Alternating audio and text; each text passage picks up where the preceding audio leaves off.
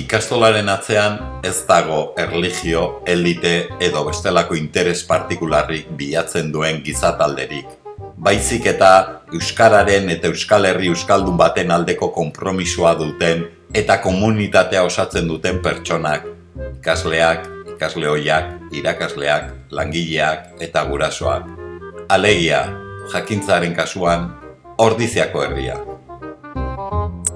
Detrás de la ikastola no existe ningún grupo religioso, elitista o que persiga otro tipo de intereses, sino una comunidad de personas comprometidas con el euskera y con la construcción de un País Vasco euskaldún.